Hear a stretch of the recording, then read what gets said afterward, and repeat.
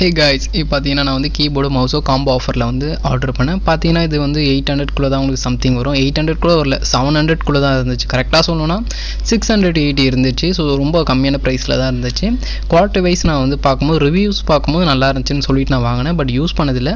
நம்ம யூஸ் பண்ணி பார்ப்போம் இதோட குவாலிட்டி எப்படி இருக்குது அப்படின்னு பார்க்கலாம். ஏன்னா மவுஸும் கீபேடும் பார்த்தீங்கன்னா 680 அவங்க தராங்க அப்படின்னா குவாலிட்டி வைஸும் நம்ம பார்த்தாகணும். ஸோ எப்படி இருக்குது அப்படின்னு சொல்லிட்டு பார்க்கலாம். நல்லா இருந்துச்சுன்னா நீங்களும் வந்து பை பண்ணிக்கலாம். ஏன்னா காம்போவில் வருதுல. ஸோ அதனால் ஏன்னா மவுஸ் நம்ம தனித்தனியாக வாங்கினா அதிக ரேட் வரும். மவுஸ் தனியாக அது வாங்கினோன்னா. பட் பார்த்தீங்கன்னா பேக்கிங் வைஸும் அவங்க வந்து நல்லா தான் கொடுத்துருக்காங்க. கீபோர்டை ஓப்பன் பண்ணி பார்க்கலாம். ஸோ நான் கவரை வந்து ரிமூவ் பண்ணிடுறேன். கவரை ரிமூவ் பண்ணால் இன்னும் உங்களுக்கு கிளியராக வந்து தெரியறதுக்கான வாய்ப்புகள் அதிகமாக இருக்குது.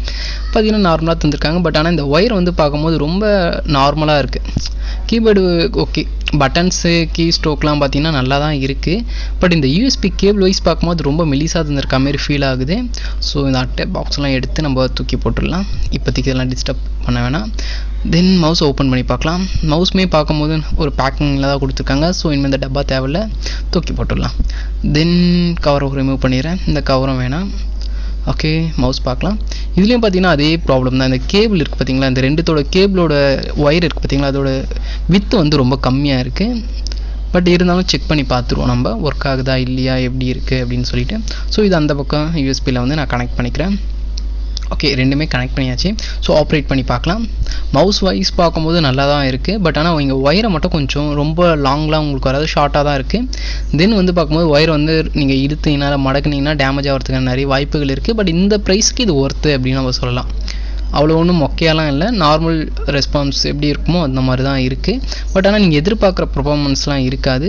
ஸோ நீங்கள் சாஃப்ட் யூஸராக இருந்தீங்கன்னா கண்டிப்பாக உங்களுக்கு வந்து இது ஒரு கரெக்டான சாய்ஸ்னே சொல்லலாம். பட் ஆடியோ யூஸருக்கு இது செட் ஆகுமான்னு கேட்டிங்கன்னா கண்டிப்பாக செட் ஆகாது. சாஃப்ட் யூஸருக்கு வந்து கரெக்டாக இருக்கும் எனக்கு தெரிஞ்சு. ஏன்னா நம்மளுக்கு வந்து அப்பப்போ நம்ம வந்து ஒன்றுத்துக்கு தனித்தனியாக கீபேட் வந்து வாங்க முடியாது. ஸோ இது மாதிரி எக்ஸ்டர்னல் கீபேட் வாங்கி வச்சிங்கன்னா நீங்கள் பிசிக்கும் யூஸ் பண்ணிக்கலாம், லேப்டாப்க்கும் யூஸ் பண்ணிக்கலாம். ஸோ அந்த மாதிரி சமயத்தில் ஏன்னா சம்திங் நம்ம படுத்துகிட்டே பண்ணுவோம், அப்போ மூலம் ஈஸியாக இருக்கும் உங்களுக்கு. மவுஸ் வைஸ் பார்க்கும்போது குவாலிட்டி வைஸ் பார்க்கும்போது நல்லா தான் இருக்குது. நீங்களும் பை பண்ணி யூஸ் பண்ணலாம். பட் ஆனால் நீங்கள் அந்த இருக்கிற டிஸ்அட்வான்டேஜ்னா அந்த ஒயர் தான். அந்த ஒயர் மட்டும் எனக்கு வந்து இது சூட்டபிளாக இல்லை, ரொம்ப இதுவாக இருக்கா எப்படின்னா ஹெட்செட்டுக்கு வரும் பார்த்தீங்களா, அந்த ஒயர் மாதிரி இருக்குது. அது மட்டும் தான் இல்லை டிஸ்அட்வான்டேஜ்.